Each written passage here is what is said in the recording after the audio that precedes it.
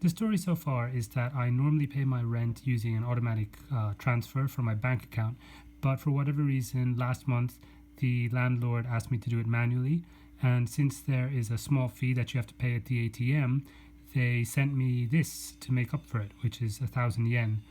You can use it. I couldn't read all the Japanese on where you could use it, but I understood you could use it at convenience stores, which I don't need at the moment, and bookshops. So there aren't that many bookshops around, but one of the main ones in town is closing soon, and so hopefully they have a sale.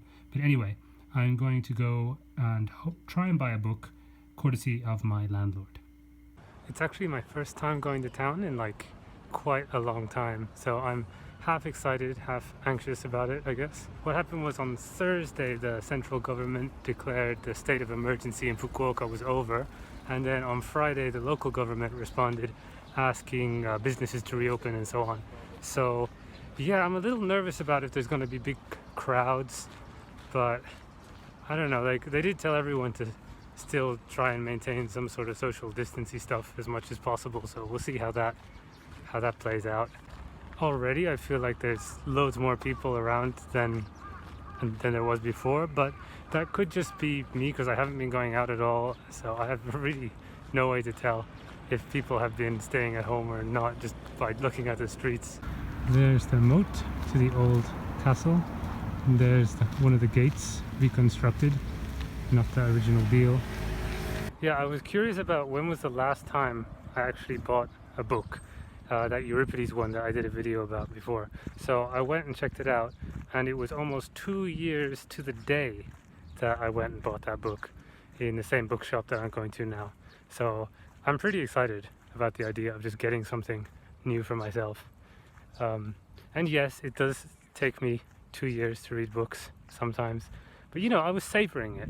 I was enjoying it. I was reading a play and then leaving it a bit and then reading another play, and you know, you can only have so many Greek tragedies in one go.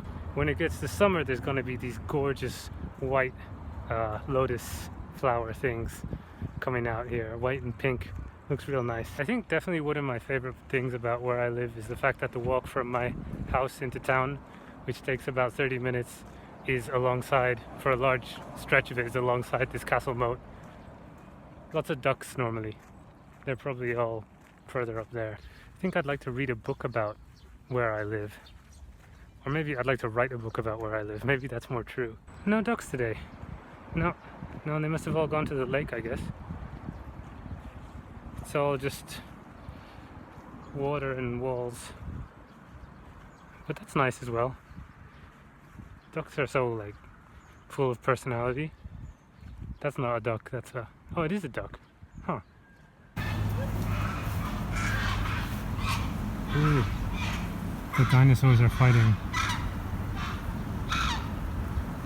Don't they make the most lovely melodious noises?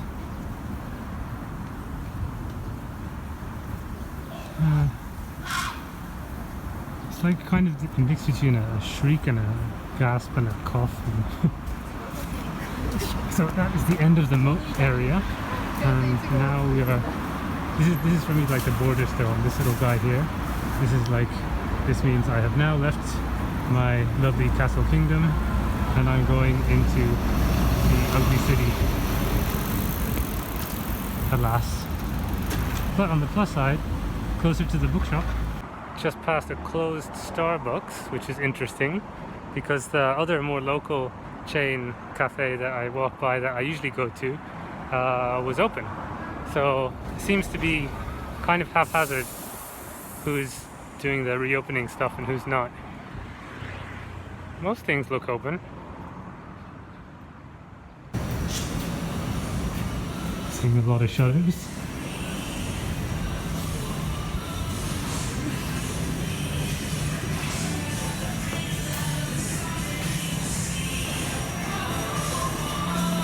Still playing the music though.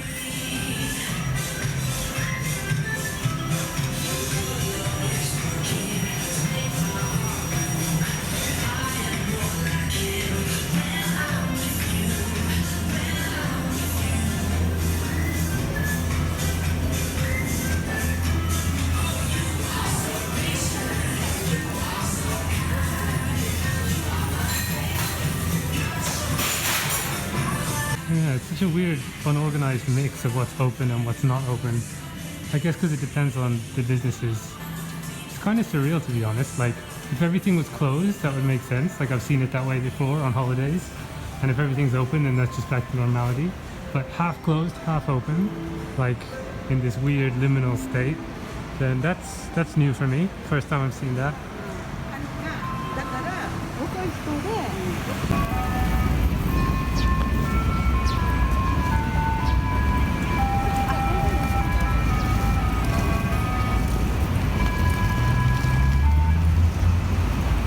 Are so close, you can smell the pages.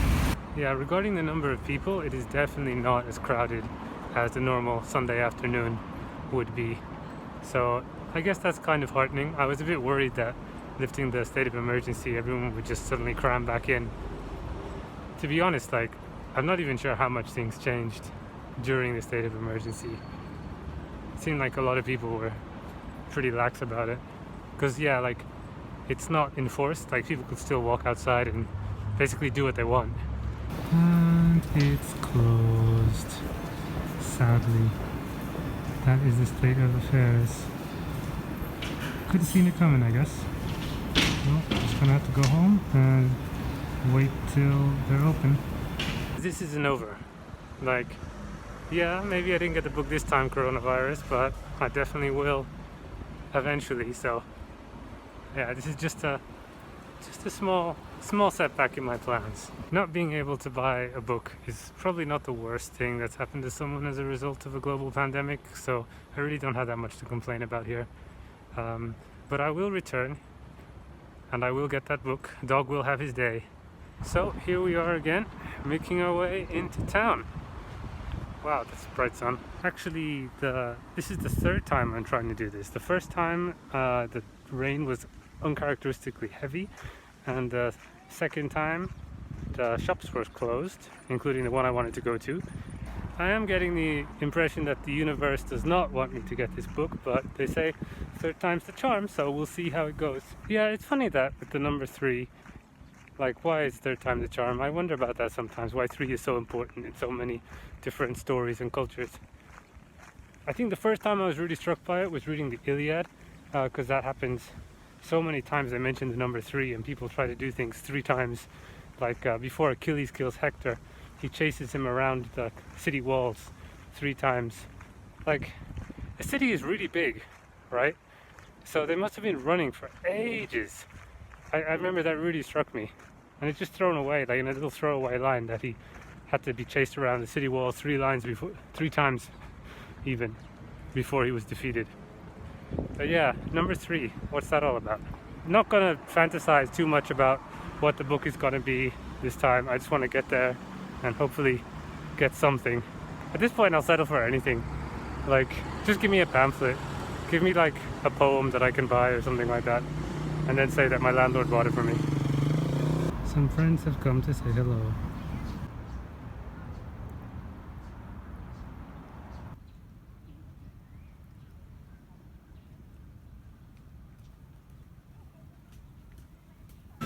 So it's just been a couple of days since I was last here, but it looks like in that couple of days almost everything, oh no, it's still closed, but that's the first shutter I've seen. Everything else, oh no, there's a few more, okay, but it's definitely way more open than it was, so things quickly seem to be returning to normal. Also, I guess you can see there's a lot more people walking around. And that's, yeah, that's not based on any government guidance or anything. That's just gradually people are going, okay, yeah, whatever, I'll go outside. And businesses as well, I'll be like, oh, okay, yeah, I'll open up now.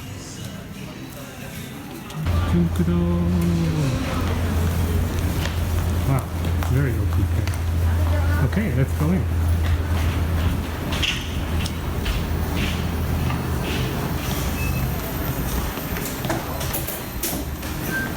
This is down to where the English books are, in the basement. I'm really surprised that it is in their top 5. It's been a while since that movie. Actually, I really want to read that book, but I would never buy such an ugly cover. I'm sorry. I've had Moby Dick half read for years. Well, not half, but you know, So just seeing this makes me feel guilty. Why read? Why read Moby Dick when you could read Moby Dick? Now this is a cover I could get behind. And this looks amazing. Not only just it looks like an absolutely beautiful book, like visually, but who knew Hermann Hesse did fairy tales? I did not know he did fairy tales. Wow, very tempting. But with an incredibly hefty price tag. Oof, the strongly recommended one. There's a possibility here. Not too bad. Okay, Lincoln. We'll see. I'm here for that K. Oh, this is new. This is definitely new. Oh, so tempting. So tempting. This is a lovely cover, but you know, the price is insane. Just goes to show with a nice cover and big font, you can sell a short story for a lot of money when it should obviously be part of an anthology. Gorgeous, but I'm not a fan.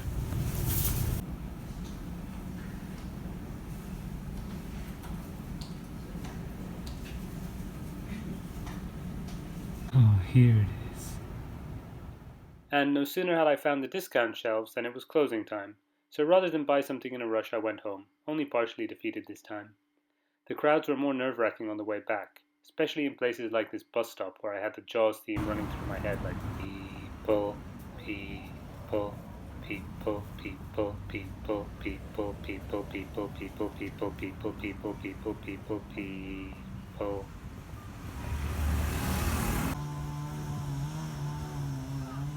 Here we are the next day, and me making my fourth attempt to buy a book for myself for the first time in 2 years.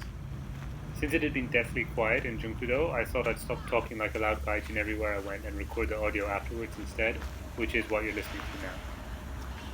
At least I got a lot of exercise out of all those failures. It's hard to find the motivation to walk if you're not going somewhere, at least for me. You know, I have to be going somewhere to do something. And even though I love all this scenery and the animals, I wouldn't go just to see them. They have to be sort of a distraction from whatever my task is. I don't know why that's the case, but it is with me for some reason. So people are contagious, but animals are great. Yeah, it's not really like a new feeling for me, to be honest. But I guess in the absence of contact with humans, animals do seem more vital. Plants do. I don't know what I'd be without the tomatoes on my balcony. Something worse than this, that's for sure. It's odd, but these things, they feel familiar but unreal. If things had gone how they were supposed to, then I would have spent April in Okinawa with my family, May preparing for a dance performance and also to move out, and then sometime in June I would have left Japan for good and gone to stay in either Ireland or the UK, early June probably. So there is a sense that all of these moments are down to a mistake somewhere at the heart of things. But I suppose that's how a lot of people feel about the virus. That I guess these things are, they're not supposed to be happening, these experiences. Not necessarily that they're good or that they're bad, just that they're here now and I'm not supposed to be experiencing them. Anyway, here we are, going upstairs today because I want to look at some Japanese books first. They still have the Edward Gorey shelves. Lots of bilingual things here. Very tempting. For those who don't know, Edward Gorey is this illustrator who does these gorgeous, macabre little children's books for adults. This one was great because it came with a postcard in it. I already own one of these, actually, but they're just the perfect thing to have. Like, you got the beautiful illustrations, the text, and also I can learn Japanese, so it's useful as well. Here's something that surprised me, a big poster about a manga about shunga, and like in the mainstream section.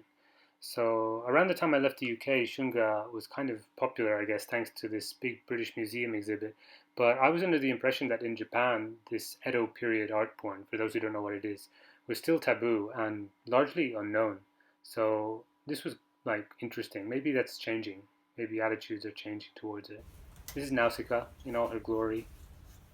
Yeah, beautiful illustrations and a bunch of Ghibli books as well underneath it for any collector. This I don't know what it was, but I liked the freaky cover, so I filmed it. This edition of Ito Junji's Uzumaki, which I've read and adore, has got Karl Marx on it, and apparently somehow Ito is the inheritor of Karl Marx, according to that essay that's published in this. I wish my Japanese was good enough to know why. And this is the same mangaka's newest manga, which I want to read. But this is the one that I would probably buy because it has a bunch of stories in it which are really important to me and that I love, that I've only read online before. It's interesting to see that Camus is doing well here and being promoted heavily here, as in other bookshops all over the world.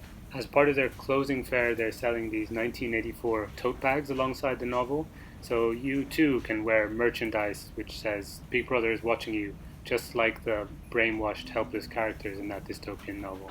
Although it turns out that there is in fact a supreme tote bag being sold elsewhere, not least because of that 30% off. And there's another dashing gentleman that I admire greatly. So after a little bit more browsing, I've narrowed it down to 4. It's got to be Lincoln in the Bardo, Jurassic Park, an Edward Gorey book, or an Ito Junji book. I'm left with 3 categories of book, basically. The book I feel I ought to buy because I'm in Japan, and that applies to both the manga and the picture books. Then the book which feels like it's been delivered by fate, since I happen to be in the middle of rewatching Jurassic Park right now, which is a rare and special event for me. And also, I'm pretty sure this is just the first time I've ever seen this book in person, so to speak, and held it. And finally, there's the book I've been recommended, and that also seems like something I would really enjoy and just ought to read to better myself.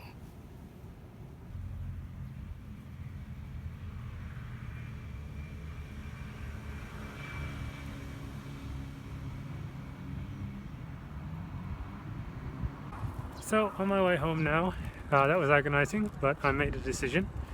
And in the end, I went for George Saunders' Lincoln in the Bardo, because, I mean, it was 3 years ago, but it still feels kind of the moment, if you know what I mean. And yeah, I guess Jurassic Park isn't ever going to go away. I'm going to watch that movie a million times anyway, so I'll be able to recreate these circumstances in which it's a good idea to read that one. Also, with the George Saunders one, like, I've read an interview by him, or interview of him, kind of recently, and it was really fun to read, and his writing, or his writing style just seemed really interesting. His influences, he mentioned Gogol a lot, who's one of my favorite writers of all time, so that just, everything I hear about him, and this book sounds a lot like the setup of this book, like lots of voices mixed up in a graveyard, all dead people talking. It sounds like Pedro Paramo in a way, like kind of modernist, weird writing. Pedro Paramo is one of my favorite books, maybe my favorite book of all time. So this also seems like a book which is destined to be read by me at some point. And also, like, you never know, maybe I'll get hit by a bus next year or something. So if you have to pick one book to read before that time, I guess it'd be this one over Jurassic Park. Kind of a grim way of deciding, I guess, but hell, I got a book, so I'm happy. Thank you for watching the video, and hope you enjoyed watching me go about my mundane book buying life. I'm gonna have to just put aside some time for reading now. I can't wait to get to this one. I really want to start it tonight, but I know that would be dangerous. I've got the awful habit of wanting to start 5 million things at once and never get past the first few pages. So definitely will withhold for now, but yeah, looking forward to it. And I'll see you in the next video, I guess. Bye bye.